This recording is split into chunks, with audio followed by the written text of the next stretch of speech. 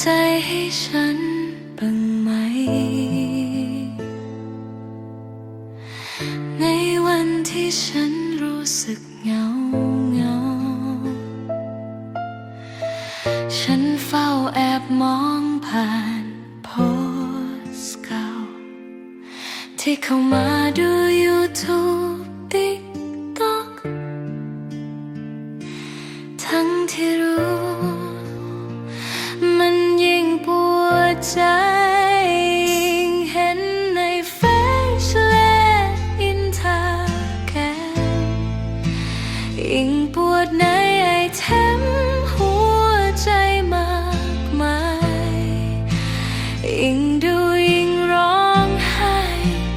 ใจแทบสลายเมื่อไรที่ใจจะ